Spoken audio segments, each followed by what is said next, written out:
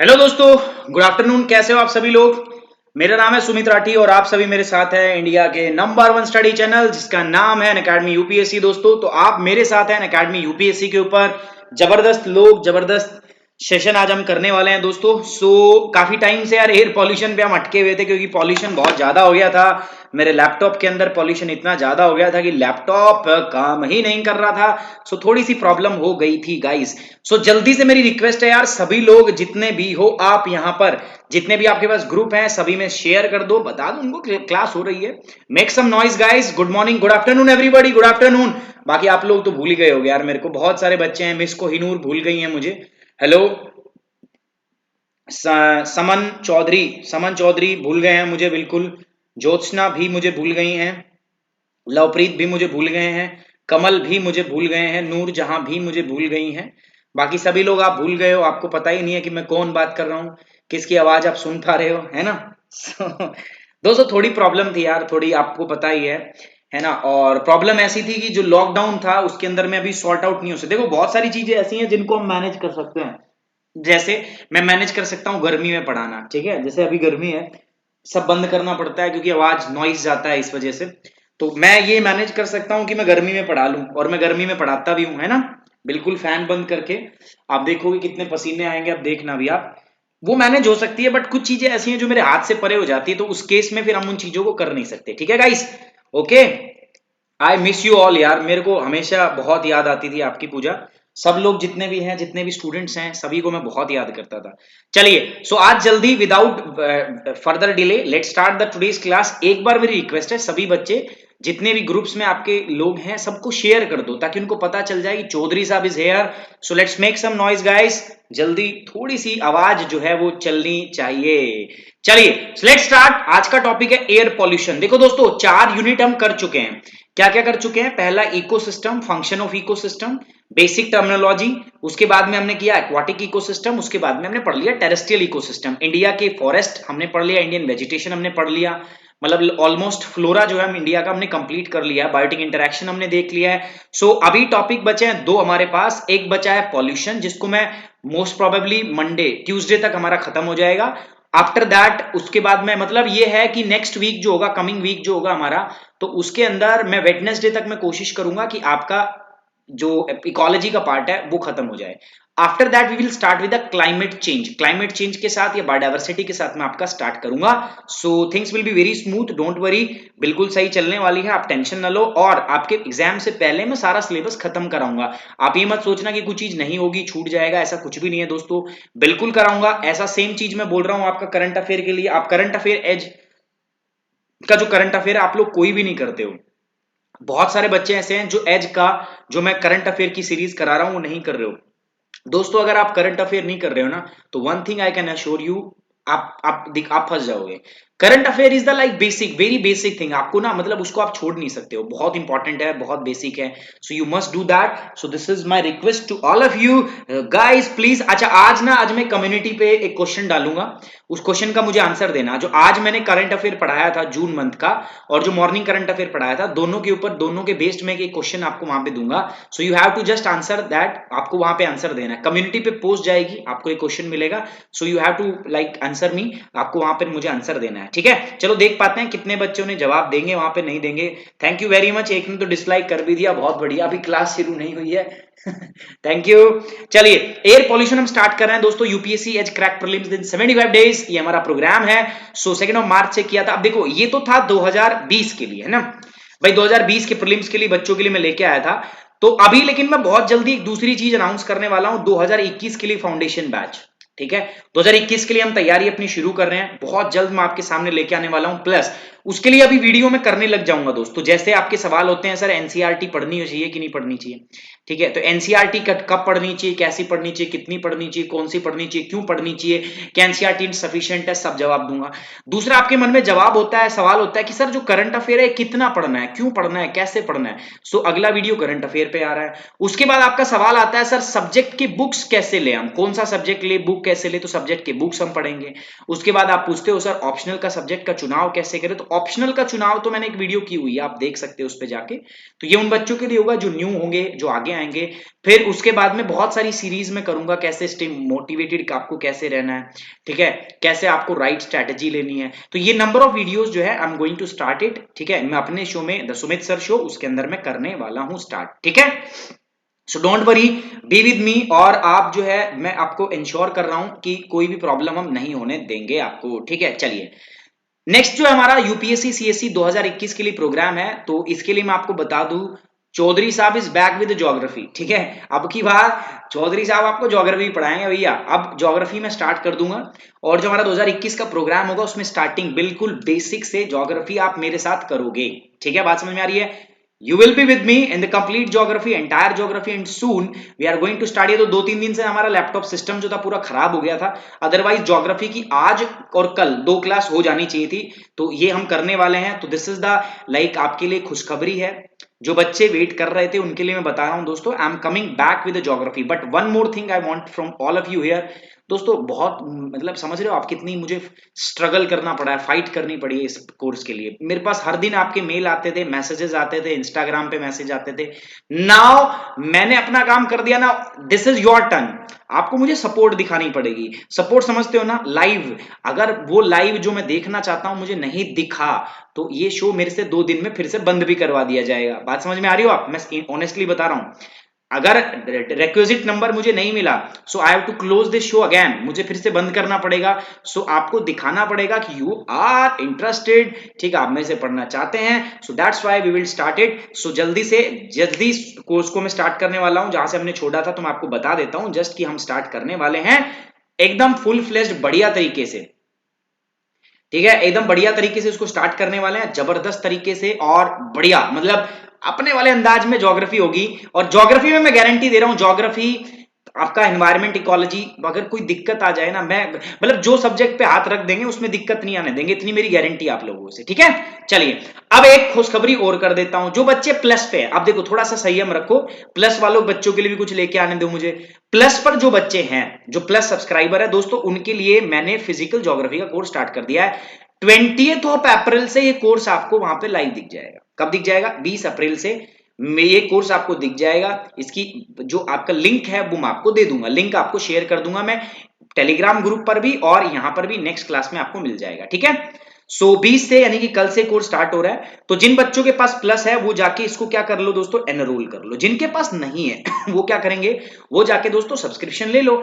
अभी बहुत अच्छा मौका है दोस्तों, लेकिन कोड यूज करना क्या, सुमित 10। अगर आप चाहते हो मैं आपको गाइड करूं, कब भाई बच्चे कहते हैं बाद में कि सर हमें ग्रुप में ऐड करो, तो अगर आप चाहते हो मैं आपको ग्रुप में ऐड करूं, मैं आपको गाइड करूं, मैं आपको प्रिपरेशन में हेल्प करूं, तो आपको दोस्तों ये कोड यूज करना पड़ेगा, अदरवाइज आपका डेटा मेरे पास नहीं आएगा। I won't be able to help you, मैं आपको ज्यादा हेल्प नहीं कर पाऊंगा, ठीक है। सो इसीलिए guys, if you want that I should guide you, मैं आप चाहते हैं कि मैं आपको गाइड करूं थ्रू आउट द प्रोसेस में आपके साथ रहूं, तो you have to use this code, that's why आपका डेटा मेरे को अवेलेबल होगा and we will proceed with that data, ठीक है। सो फिजिकल ज्योग्राफी का कोर्स आ गया दोस्तों 20 अप्रैल से, मॉर्निंग में 9 से 11 2 घंटे की जबरदस्त क्लास होगी मेरे साथ, ठीक है, आप और मैं, और होगी हमारी फिजिकल ज्योग्राफी, और कहानी के जरिए फिजिकल ज्योग्राफी को एकदम चटका के रख देंगे, ठीक है।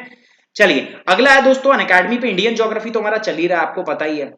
इकोलॉजी भी हमारा चल रहा है, आज भी क्लास है दोस्तों हमारी 7 बजे 7 PM पर जो है ये मैं क्लास स्टार्ट करने वाला हूं, तो वो भी आप कर सकते हो मेरे साथ। 7 से 9 PM तक आज भी एक क्लास है, और ये क्लास सिर्फ सैटरडे संडे रहती है। जो बच्चे अभी भी ज्वाइन करना चाहते हैं कर सकते हैं, ये भी उनको मिल जाएगी क्लास, ये भी मिल जाएगी, कोई टेंशन वाली बात नहीं है। और जल्दी मैं 2 कोर्स और भी लेके आने वाला हूं, करंट अफेयर, आपका क्लाइमेट चेंज और बायोडाइवर्सिटी, ठीक है। सो कोड याद रखना क्या है दोस्तों, सुमित 10। एक बार कमेंट बॉक्स में सुनना चाहूंगा, पूजा ठाकुर जल्दी से कमेंट बॉक्स में मैं सुनना चाहूंगा, सुमित 10 खास है, बाकी आप समझते ही हो यार, समझदार हो। जन जन का ये नारा है, सुमित 10 हमारा है दोस्तों। चलिए आगे बढ़ते हैं, आज एयर पोल्यूशन की बात करते हैं।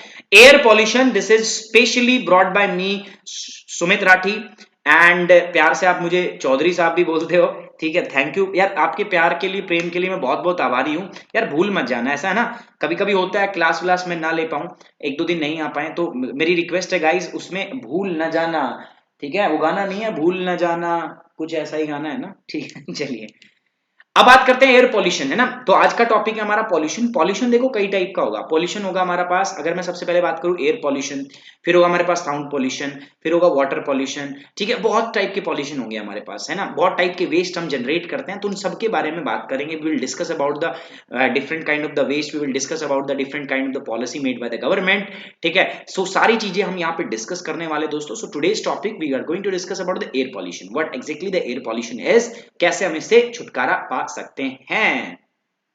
Thank you miss Kohinoor. चलिए लेट्स टी द पॉल्यूशन। सबसे पहले तो मैं पॉल्यूशन की आपसे डेफिनेशन जानना चाहूंगा। पॉल्यूशन क्या होता है? देखो नेचर के अंदर ना, अब समझना, बिल्कुल एकदम फ्री बैठ जाओ, रिलैक्स करो दिमाग को, लंबी सांस लो, ठीक है, एकदम लंबी सांस लो और सुनो पॉल्यूशन क्या होता है। देखो दोस्तों बहुत सिंपल सी बात है, नेचर में सब चीजें फिक्स मात्रा में है ना, सब चीजें अवेलेबल है आपके चारों तरफ, सराउंडिंग्स में आप नजर उठा के देखो, सब चीजें थोड़ी थोड़ी मात्रा में अवेलेबल है आपके पास, ठीक है। जब भी आप उसमें कुछ एक्स्ट्रा ऐड कर देते हो, जो नेचुरल है उससे ज्यादा आप चीज बढ़ा देते हो ना, तो वो पॉल्यूशन हो जाता है, ठीक है। कोई भी चीज जब किसी कहीं पर भी आप ऐड करते हो तो वही क्या कहलाता है दोस्तों? Pollution. So pollution is the introduction of the contaminants into the natural environment that cause the adverse change. कोई भी ऐसी इंट्रोडक्शन किसी भी कंटेमिनेंट्स का, अगर आप नेचुरल एनवायरनमेंट में कोई भी चीज डालते हो और उसके एडवर्स इफेक्ट है, नेगेटिव नकारात्मक प्रभाव है, पॉल्यूशन कहलाएगा। हिंदी में भी है, टेंशन मत लो। Pollution can take from the chemical substance और द एनर्जी। ये किसी से भी हो सकता है, जैसे नॉइस में भी हो सकता है। भाई नॉइस क्या होती है? एनर्जी। साउंड क्या है? एनर्जी तो है। तो हम बहुत तेज बोलने लग जाएं, आपने देखा होगा पड़ोस के में किसी की शादी हो तो बहुत तेज अगर साउंड सिस्टम बज रहा है, तो वो क्या होता है? Noise pollution. ऐसे हीट पॉल्यूशन होता है, ऐसे लाइट पॉल्यूशन भी होता है। तो ये क्या है दोस्तों? ये एनर्जी का है, एनर्जी से रिलेटेड है, ठीक है। पॉल्यूटेंट्स जो होते हैं, the compounds, the components of pollutants can be either foreign substance, energies और नेचुरली अकरिंग कंटामिनेट्स।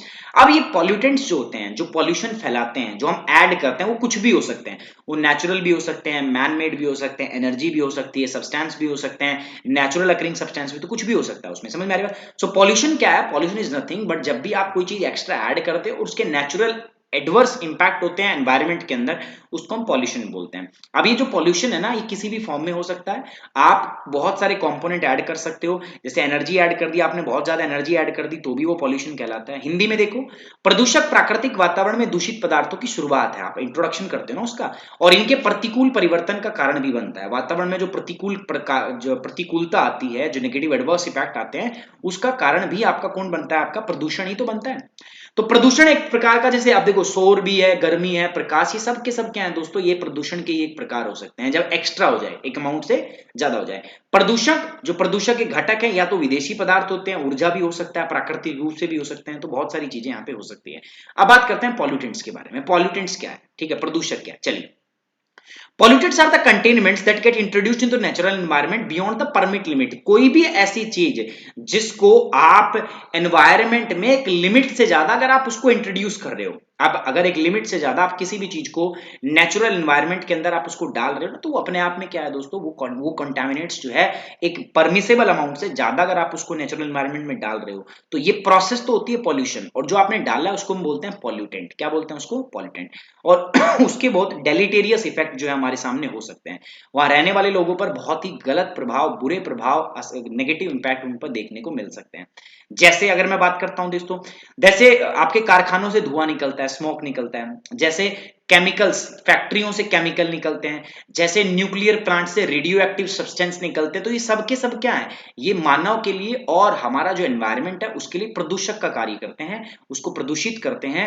उससे क्या होता है दोस्तों? प्रभाव जो है नेगेटिव आता है, एडवर्स। अगर रेडियो एक्टिव सब्सटेंस, रेडियो, इनको बोलते हैं रेडियो धर्मी पदार्थ, रेडियो धर्मी पदार्थ से अगर वो विकिरणें निकलती रहेंगी तो हमारे जो बॉडी है उस पर नेगेटिव इंपैक्ट पड़ेगा, हमारा डीएनए जो है उसमें प्रॉब्लम आती है, और डीएनए अगर डिस्ट्रॉट होने लगा तो प्रॉब्लम क्या होगी दोस्तों? आपको पता है, उससे सीधा सीधा आपको क्या हो सकता है? कैंसर, स्किन कैंसर, ठीक है। तो दैट इज ऑल्सो प्रॉब्लम, ठीक है। तो ये बात याद रखना। तो पॉल्यूटेंट कुछ भी हो सकता है, जो लिस्टेड एक अमाउंट से ज्यादा आप कुछ भी ऐड करते हो और उसके डेलिटेरियस इफेक्ट अगर आपको देखने को मिलता है, तो उसको हम पॉल्यूटेंट बोलते हैं। जैसे धुआं हो गया, जैसे केमिकल हो गया from the factory, radio active substance, ये सब के सब क्या है दोस्तों? दीज ऑल आर पॉल्यूटेंट, ठीक है।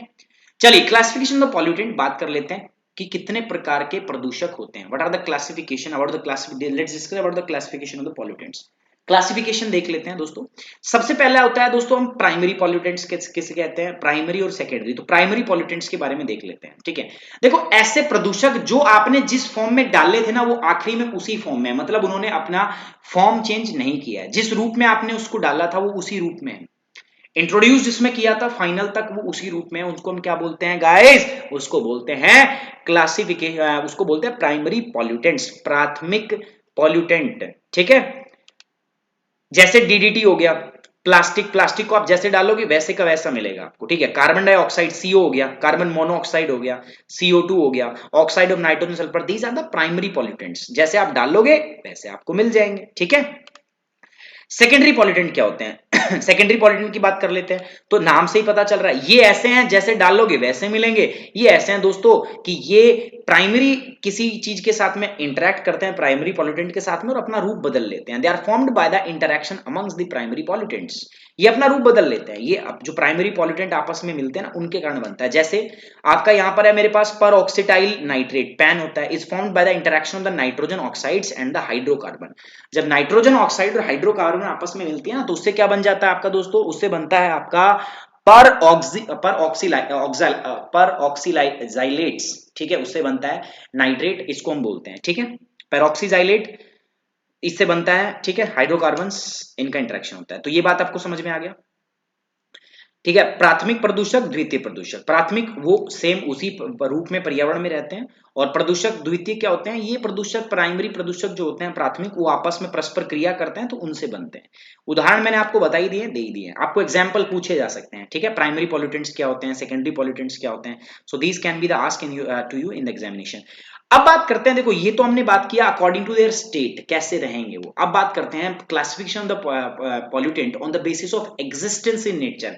नेचर में वो कैसे एग्जिस्ट कर रहे हैं उसके आधार पे बताओ मुझे। नेचर में दो प्रकार से एग्जिस्ट कर सकते हैं। पहला है क्वांटिटेटिव पॉल्यूटेंट। क्वांटिटी मतलब क्या होता है कि उनकी क्वांटिटी जो है, these pollutant occur the nature and become pollutant when their concentration reach beyond the threshold। ऐसा नहीं है कि ये चीजें मिलती नहीं। देखो कार्बन डाइऑक्साइड ऐसा तो नहीं है ना कि एनवायरमेंट में होती नहीं, कार्बन डाइऑक्साइड होती भी और बहुत जरूरी भी है। कार्बन डाइऑक्साइड नहीं होगी तो भी दिक्कत हो जाएगी हमें, हाँ या ना, हो जाएगी ना।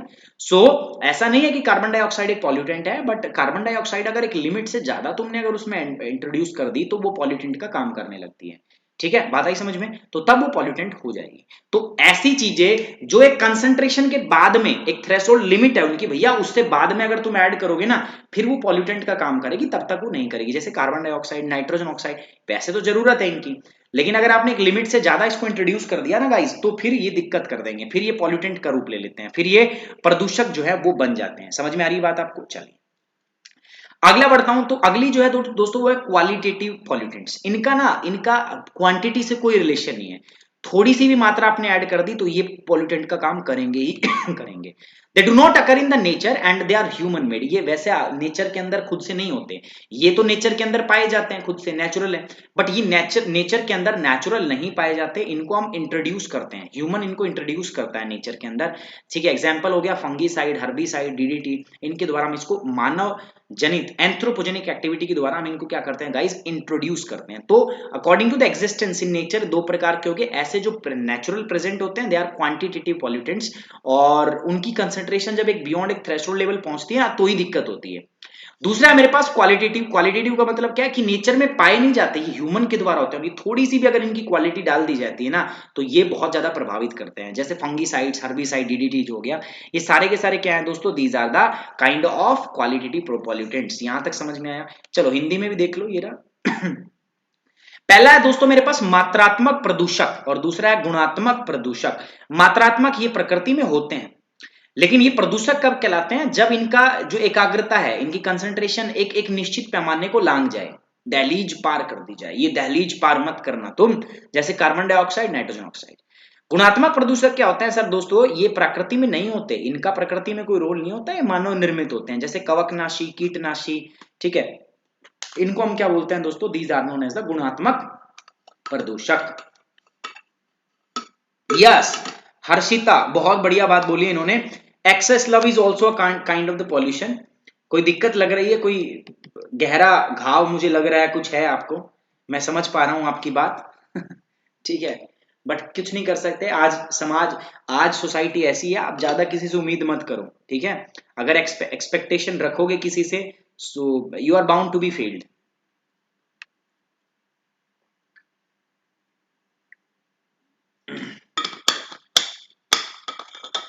एक्सपेक्टेशन रखना बेकार है, समझ रहे हो? तो इसीलिए जब उम्मीद नहीं रखोगे ना, तो ऐसी कोई समस्या आएगी नहीं आपके सामने। आपको प्रदूषक नरदूषक, अपने काम पे ध्यान देंगे हम। हमारे पास कहाँ टाइम है किसी दूसरे के बारे में फोकट में सोचने का, नहीं? क्या समझते हो बताओ? सही मेरे आपसे मैं ऐसी बात कर लेता हूं क्योंकि देखो यार, मेरे एज के हो सारे के सारे, और मैं चाहता नहीं हूं कोई भी डिस्ट्रैक्ट हो। क्या फायदा यार, क्या फायदा बताओ? अगर फायदा है तो कर लेते हैं, चलो मैं भी करता हूं यार, ठीक है। बाकी सबने स्वाद चखा ही होता है इन सब चीजों का। कुछ नहीं रखा दोस्तों, सिर्फ बर्बादी है, कुछ नहीं है। कोई किसी का सगा नहीं होता, ठीक है। माँ बाप से बढ़ के कोई नहीं है। अपने माँ बाप की तरफ ध्यान दो, उनके सपने की तरफ ध्यान दो, अपनी तरफ ध्यान दो, ठीक है। उसके बाद दुनिया अपने आप आएगी। लोग उनके पीछे आते हैं जो कामयाब होते हैं, समझ लेना, ये बात मेरी गांठ बांध लेना। लोग आपके पास इसलिए नहीं आते कि आप वो उनसे आपसे प्यार करते नहीं, वो आज आपके उस स्टेटस से प्यार कर रहे हैं। जो आपका स्टेटस है ना, वो उसी से प्यार करते हैं, ठीक है। जिस दिन वो स्टेटस जाएगा, जिस दिन वो आपने आदतें छोड़ी, जिस दिन वो चीज आपने छोड़ा, जिस दिन उनको लगा कि उनकी एक्सपेक्टेशन अब तुमसे पूरी नहीं होगी, तो वो उसी दिन निकल लेंगे, अपने पतली गली पकड़ लेंगे, 1-2 का क्या बोलते हैं उसको, 1-2 का फटाक हो लेंगे। तो आप इन चीजों पर ध्यान बिल्कुल मत दो, एकदम बढ़िया तैयारी करो। और इसके लिए कि मैं मोटिवेशनल वीडियो भी लेके आऊंगा, ठीक है, कि कैसे इन चीजों से बचें। तो उनके लिए एक हवन करवाना पड़ेगा मुझे, तो मैं एक शुद्धिकरण हवन कराऊंगा कि किस प्रकार से यूपीएससी अनअकैडमी के बच्चे जो है वो एक हवन के माध्यम से उनको मैं बचा सकूं, ताकि वो इस प्रकार की चीजों से बचे रह सके, ठीक है। चलिए, समझ में आया आपको? प्रकृति में इनकी मात्रा जो है अस्तित्व के अनुसार होती है, तो मात्रात्मक और गुणात्मक दो प्रकार के प्रदूषक हम इनको कहते हैं, ठीक है।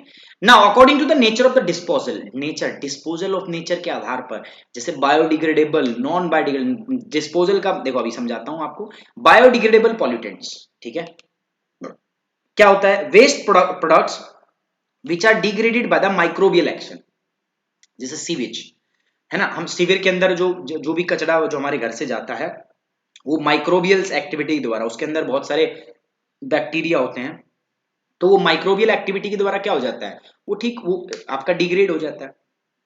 तो ऐसा जो डिग्रेड हो जाए उसको हम बोलते हैं बायोडिग्रेडेबल पॉल्यूटेंट, ठीक है। और ऐसा जो ना हो, नॉन बायोडिग्रेडेबल। और क्या होगा? नॉन बायोडिग्रेडेबल क्या होगा दोस्तों? भाई ऐसे pollutant which are not decomposed, which are not decomposed by the microbial action. जैसे प्लास्टिक हो गया, प्लास्टिक को गला सकते हो क्या? नहीं होगा। प्लास्टिक माइक्रोबियल एक्शन से कई सालों लगेंगे यार, ठीक है, उनको बहुत बहुत टाइम नहीं होता, ठीक है। ग्लास डाल दो आप, ग्लास को क्या माइक्रोबियल जो बैक्टीरिया है वो आपका सेफ्रोट्रॉप्स जो होते हैं वो गला सकते हैं क्या? क्या ग्लास को डिकम्पोजर गला सकता है क्या? आपने ग्लास डाल दिया, आप देखोगे कुछ टाइम के बाद में आपको वो वैसा का वैसा ही देगा। तो ग्लास जो है वो जल्दी से माइक्रोबियल एक्शन की वजह से आपका नहीं होते हैं, ठीक है, वो बिल्कुल भी नहीं होते हैं दोस्तों, मैं आपको बता देता हूं। तो ग्लास जो है या प्लास्टिक जो हो गया, ये क्या हो गया दोस्तों आपका, these are non biodegradable pollutants, ठीक है। जैसे डीडीटी हो गया, सॉल्ट हो गया, heavy metal, these are non biodegradable. समझ में आ रही बात? दो प्रकार के दोस्तों, बायोडिग्रेडेबल और नॉन बायोडिग्रेडेबल। वो जो माइक्रोबियल एक्शन के द्वारा, जो माइक्रोब्स जो होती हैं, जो सैफ्रोट्रॉप्स होते हैं, उनके द्वारा ठीक हो सके, वो डिकम्पोज हो सके, विघटन हो सके उनका। और दूसरा क्या है, नॉन बायोडिग्रेडेबल, ये वो होते हैं दोस्तों जो आपका डिकम्पोज ना हो, ठीक है, माइक्रोबियल एक्शन के द्वारा। तो दो प्रकार के होगी। क्लियर? चल आगे बढ़ू। हिंदी में ये बता दिया हमने, थोड़ा ये ऊपर नीचे हो गया दोस्तों, सेम है, बायोडिग्रेडेबल नॉन बायोडिग्रेडेबल। चलिए आगे बढ़ रहा हूं। अकॉर्डिंग टू द ओरिजिन, देखो उत्पत्ति के आधार पर भी हम इनको विभाजित कर सकते हैं। उत्पत्ति के आधार पर भी आप पॉल्यूटेंट को विभाजित कर सकते हो। कैसे? देखो समझना बात को। पहला है नेचुरल, प्राकृतिक। देखो नेचुरल से तो समझने की बात ही नहीं है आपको। नेचुरल का मतलब क्या होगा? ये वो पॉल्यूटेंट्स हैं जो प्राकृतिक रूप से पाए जाते हैं, मतलब नेचुरली ये मिलते ही हैं एनवायरनमेंट में, कोई दिक्कत ही नहीं इनकी, नेचुरल है। दूसरा एंथ्रोपोजेनिक, पक्की बात है, आदमी का कोई ना कोई हाथ रहा है उसमें, आदमी की वजह से आदमी ने कांड बिठाए तभी जाके बने। तो नेचुरल। दूसरा क्या है दोस्तों आपका? एंथ्रोपोजेनिक, मानव निर्मित। और ये क्या है? प्राकृतिक। तो ये वाले तो प्राकृतिक रूप से पाए जाते हैं, ओरिजिन है इनका प्राकृतिक रूप से। और एंथ्रोपोजेनिक जो है ये मानव ने कहीं ना कहीं इनको निर्मित किया हुआ है, तभी बने हैं, ठीक है। अच्छा दोस्तों, ये अभी चिंता मत करो, आगे और भी पढ़ाई हमारी, ये देखो। बट ये थोड़ा सा आपको इन्फॉर्मेशन दे दूं मैं आपको कि जो मॉर्निंग हमारा लेक्चर होता है ना, उसके अंदर ये आपको पीपीटी मिल जाएगी। आप मेरे साथ सोशल मीडिया पे कनेक्ट हो सकते हो दोस्तों मेरे साथ, मैं चाहता हूं आप सब मेरे साथ बने।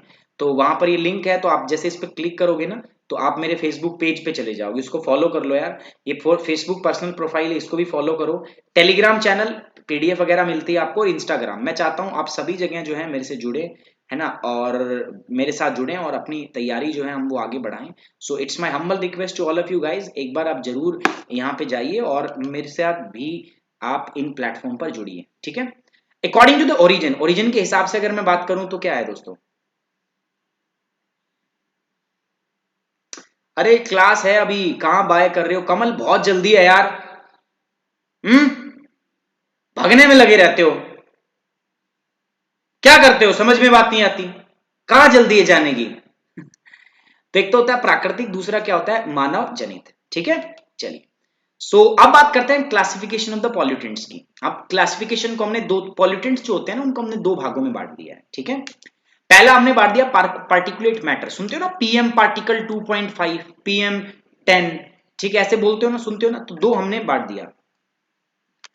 रूपा ठाकुर रिप्लाई ही नहीं करते हो, किससे रिप्लाई मांग रहे हो, इंस्टा पे ग्रुप में सब लोग जुड़ सकते हैं, यार इंस्टा मेरे को चलाना नहीं आता, रिप्लाई ऐसा है ही नहीं, मैं किसी को रिप्लाई नहीं करता।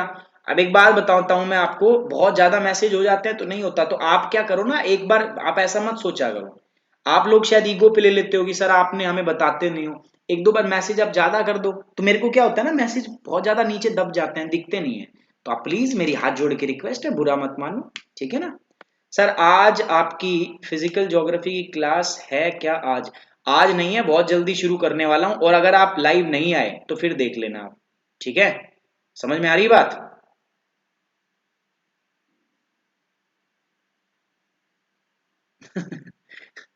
ऐसी कोई बात नहीं है नूरजहां, सब बच्चे हैं, सब हमारे मेरे स्टूडेंट्स हैं यार, तो सब बड़ा प्यार देते हैं, ऐसा कुछ नहीं है। सो पार्टिकुलेट मैटर की मैं बात कर रहा हूं। पार्टिकुलेट मैटर होते हैं एक तो हमारे पास, ठीक है, इनको हम बोलते हैं पीएम पार्टिकुलर मैटर, दूसरा क्या आता है मेरे पास, गैसियस पॉल्यूटेंट होते हैं, है ना।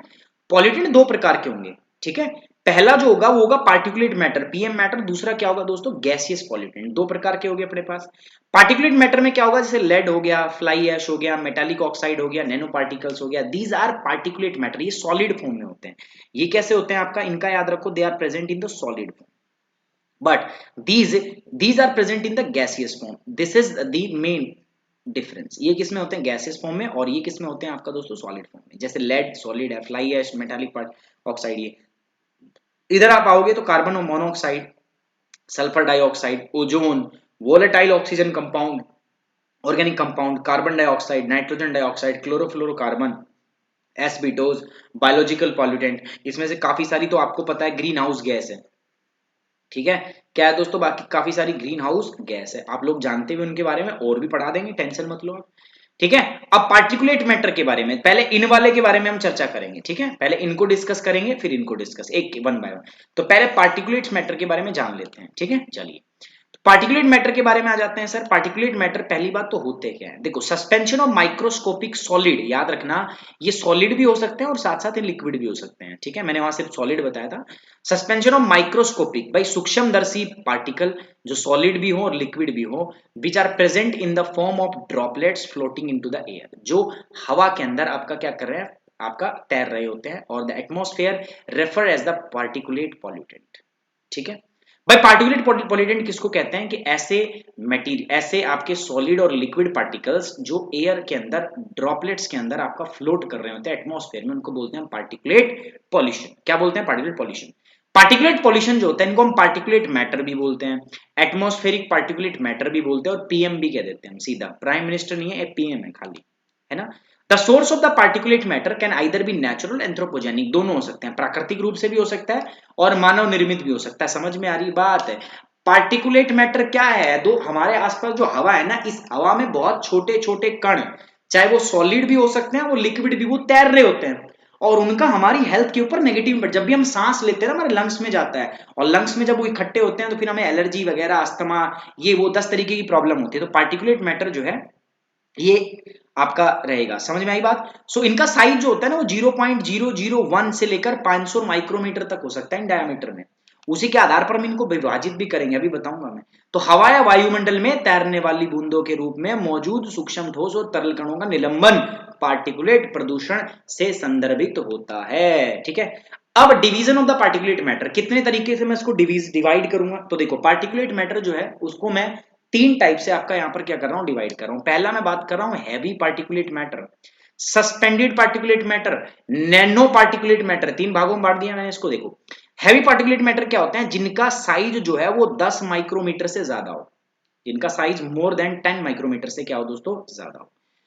लेस देन 10 माइक्रोमीटर जो होता है उसको हम बोलते हैं सस्पेंडेड पार्टिकुलेट मैटर, और जिनका साइज 0.02 माइक्रोमीटर से ज्यादा उसको हम क्या बोलते हैं दोस्तों, they are known as the nano particulate matter.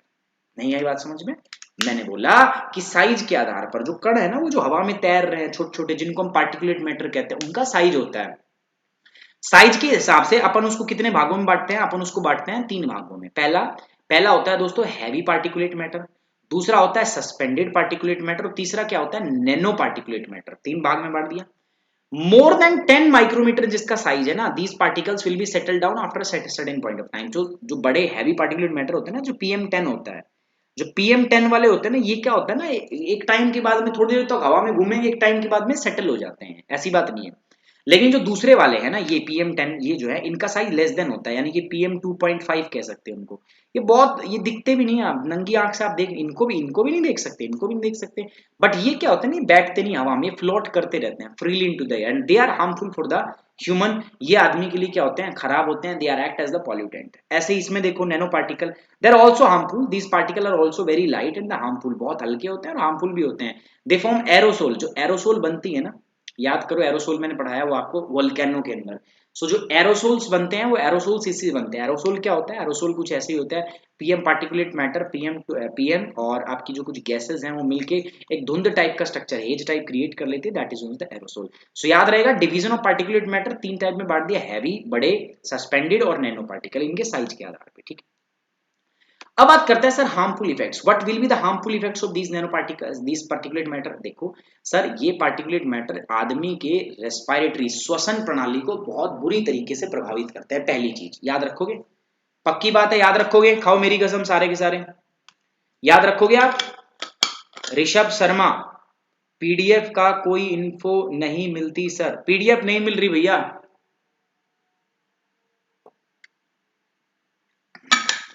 Company ने बोला है नोट्स बनाएंगे बच्चे और पढ़ेंगे, अगर नोट्स नहीं बनाएंगे तो पढ़ेंगे नहीं है, नोट्स बनाएंगे तो इसी बहाने पढ़ेंगे, तो इसलिए नो पीडीएफ। वो कह रहे हैं कि पीडीएफ सिर्फ कहां दी जाएगी, पीडीएफ दी जाएगी जो बच्चे प्लस पे हैं। ठीक है, सो आई एम वेरी सॉरी, मैं एक कंपनी का नौकर हूं और आपका सेवक हूं, तो मैं बीच का पाथ फॉलो कर रहा हूं, आपको पढ़ा रहा हूं, आप नोट्स यहां से बना सकते हो। ठीक है, सारा चीज हलवा थोड़ी ना चाहिए कि बना बनाया मिल जाए खा लिया, थोड़ा काम भी कर लो, मेहनत कर लो यार, मेहनत करोगे तो फायदा रहेगा।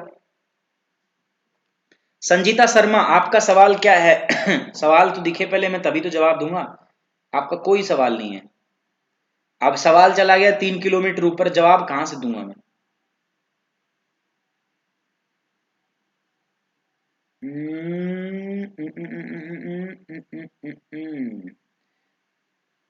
आपका सवाल 3 किलोमीटर ऊपर चला गया है।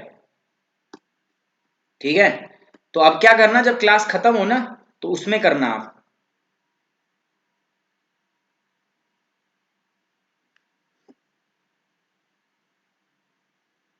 देखो कितने सारे आइडियाज मिल रहे हैं आपको। ठीक है, चलो। So particulate matter can do the vast damage to the human respiratory system. आदमी का जो श्वसन प्रणाली है ना, उसको बहुत नुकसान पहुंचाते हैं, आपको पता नहीं, मुझे पता है।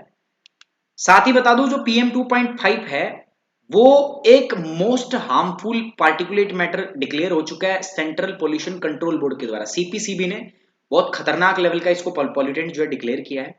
दे आर सो टाइनी, ये बहुत छोटे छोटे होते हैं कि आप इनको वैसे तो डिटेक्ट कर ही नहीं सकते हैं। ठीक है, आप इसको इलेक्ट्रॉन माइक्रोस्कोप है ना, उन्हीं की मदद से इनको क्या कर पाओगे, आप डिटेक्ट कर पाओगे। ठीक है,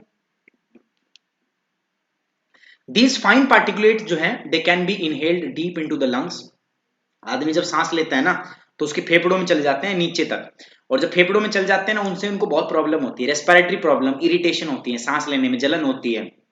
ठीक है, बहुत सारी प्रॉब्लम जो है लंग्स रिलेटेड प्रॉब्लम बेसिकली यहाँ पे होती है। ठीक है, अगर मैं आपको बताऊं, मैं आपको कहूं कि कौन कौन सी प्रॉब्लम इससे होती है, तो ये जनरली दोस्तों इनसे कैसी प्रॉब्लम होती है, आपका लंग्स रिलेटेड प्रॉब्लम जो है वो इनसे होती है। ठीक है, यहां तक बताओ, किसी को कोई दिक्कत है, कोई टेंशन है, कोई समस्या है, किसी प्रकार का पेट में दर्द, खांसी, जुकाम, बुखार, कोई भी दिक्कत है तो बताओ तो मुझे, ठीक है? नहीं है ना? It is characterize by the inflammation, coughing, fibrosis, excess deposition of the fibrous tissues. आपकी बॉडी लंग्स होते हैं ना, उसमें फाइब्रस टिश्यूज जो होता है बहुत ज्यादा जमा हो जाते हैं, उसको हम बोलते हैं फिब्रोसिस। ठीक है, तो ये सारी प्रॉब्लम है। तो याद रखना, जो सीपीसीबी है, सेंट्रल पोल्यूशन कंट्रोल बोर्ड है ना, उसने तो पीएम 2.5 पार्टिकल को most harmful particulate pollutant declare किया हुआ है। ठीक है, वो बहुत छोटे हैं, उनको इलेक्ट्रॉन माइक्रोस्कोप से ही डिटेक्ट कर पाएंगे हम, बहुत बहुत बड़ी दिक्कत है उसमें। ठीक है, तो ये आपने देख लिया हार्मफुल इफेक्ट्स के अंदर। चलो, अब आते हैं दोस्तों लेड, पीएम पार्टिकुलेट मैटर के अंदर पहला है लेड। लेड समझते हो आप किसको बोलते हैं? जस्ता। Lead is the one of the most hazardous heavy metal, बहुत खराब तरीके की हैवी मेटल है।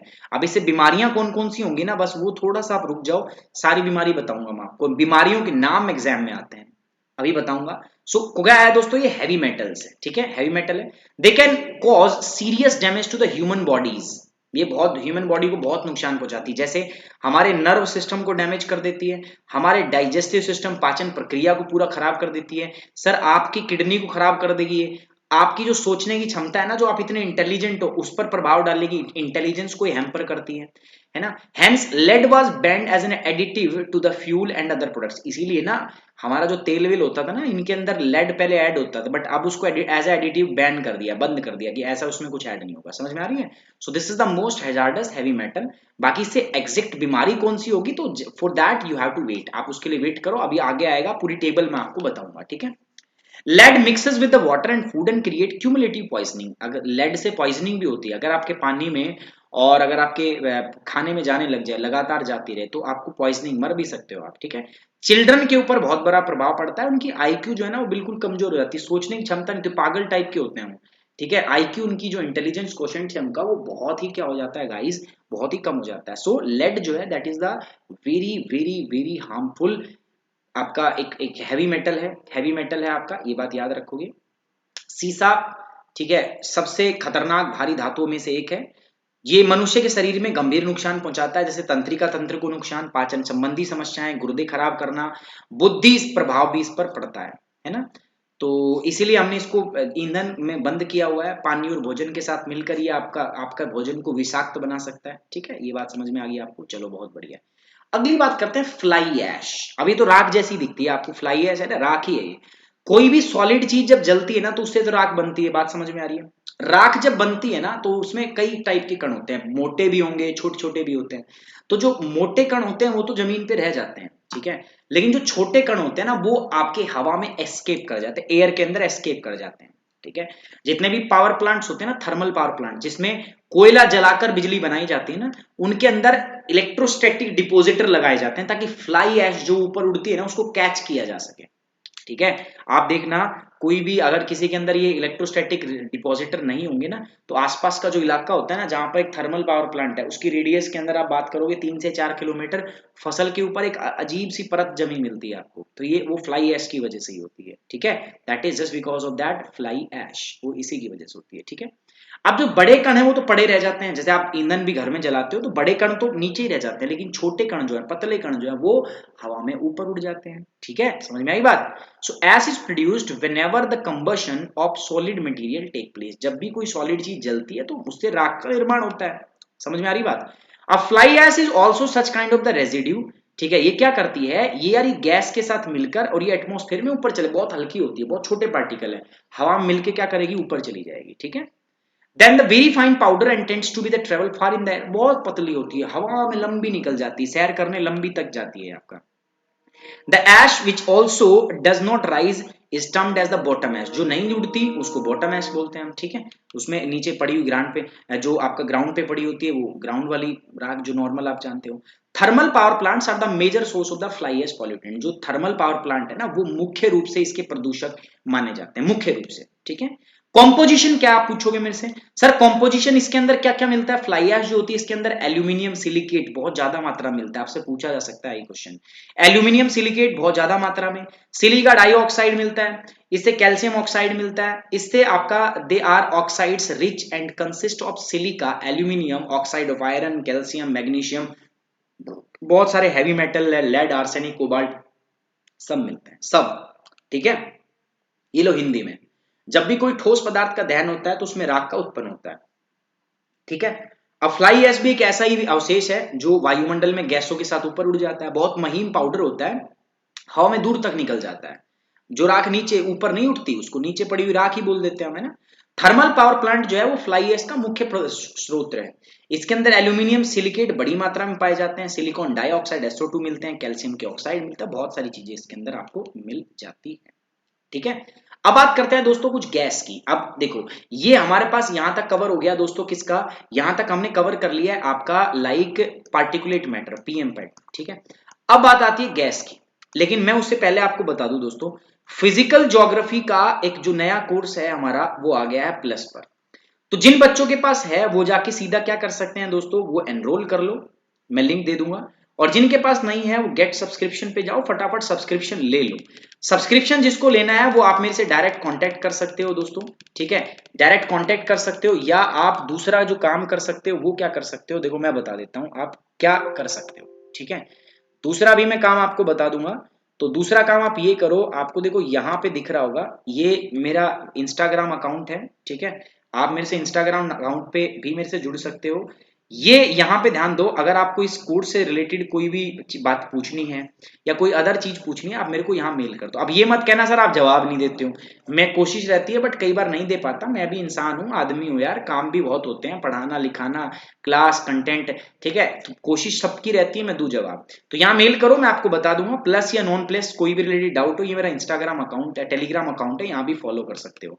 जो बच्चा अनअकैडमी मेरे साथ जुड़ना चाहता है तो या तो क्या करो, मेरे पास मेल कर दो, मैं उसको पर्सनली असिस्ट कर दूंगा, मैं बताऊंगा, मैं उसको कॉल करके सारी चीजें हम समझाएंगे, बात करेंगे, मेरी पूरी टीम आपसे बात कर लेगी। या जो बच्चा नहीं जानता वो क्या कर सकता है, जो जिनको पता है, आसान आपने खुद से कर सकते हो, अनअकैडमी की लर्निंग ऐप डाउनलोड कर लो, उसके बाद उसमें लिखा होगा प्लस, जैसे रजिस्टर करोगे ना, इंस्टॉल करके रजिस्टर करना पड़ेगा, मोबाइल नंबर ईमेल आईडी डालोगे, इसमें रजिस्टर हो जाओगे। उसके बाद में इस पे लिखा होगा नो अबाउट प्लस, प्लस पे जाओगे ना तो गोल चूज करना आपको किस सब्जेक्ट के लिए, तो आप करोगे UPSC CSC। उसके बाद आपको जाना है गेट सब्सक्रिप्शन, गए इसमें, गेट सब्सक्रिप्शन में ये मॉडल है, तो या तो आप 12 महीने का या 24 महीने का, 12 महीने का आपको पड़ेगा 40,000, और ये जो है ये आपका है 52,000, 52,000 रुपए का। लेकिन 52,000 वाले को ही लेना आप, क्योंकि इसमें बहुत अच्छा ऑफर है दोस्तों। इस पे आप मेरा कोड डाल दो सुमित10, जैसे ही आप ये कोड डाल दोगे ना, you will get the instant discount, और ये कोड आपको कितने में मिलेगा पता है, 43,200, 43,200 रुपए में कोर्स मिलेगा। सुमित10 यूज करना है दोस्तों, डिस्काउंट की तो खैर बात ही नहीं होती, बात है आपके सपनों की। मैं चाहता हूं आपके सपनों में मैं आपके साथ रहूं, अगर आप भी चाहते हैं मैं आपको गाइड करूं थ्रू आउट द प्रोसेस, तो आपका डेटा होना मेरे पास बहुत जरूरी है, और डेटा तभी आएगा जब आप इस कोड को यूज करोगे, अदरवाइज इट्स योर विश, आप जैसे चाहते हैं। अगर आप मुझे चाहते हैं कि मैं आपके साथ बना रहूं, मेरा गाइडेंस रहे, तो आपको इसको क्या करना पड़ेगा दोस्तों, इस्तेमाल करना पड़ेगा। समझ में आ गया, कोड याद रखना है दोस्तों, सुमित10 खास है, बाकी आप सब लोग समझदार हो। ठीक है, तो आज हमने किसके बारे में पढ़ा, आज हमने PM पार्टिकुलेट्स मैटर के बारे में पढ़ा। अब दूसरी जो क्लास होगी, ठीक है, जो कल होगी, उसमें हम गैसियस पॉल्यूटेंट के बारे में पढ़ेंगे, गैसेस के बारे में पढ़ेंगे पहला, और दूसरा हम फिर गवर्नमेंट पॉलिसीज के बारे में पढ़ेंगे। ठीक है, सो आज की क्लास में इतना ही दोस्तों, आपके लिए नेक्स्ट क्लास जो है बहुत जल्दी मैं लेके आऊंगा, तब तक के लिए टेक केयर, बाय बाय, जय हिंद। मिलते हैं 2 मिनट में, अभी दूसरे मिनट में मिल रहा हूं, जल्दी से आप सभी को फिर से लाइव मेरे को मिलना है। ठीक है, मिलोगे सभी लाइव, जल्दी बताओ जल्दी, चलो ठीक है, मिलो जल्दी फटाफट से, तब तक टेक केयर।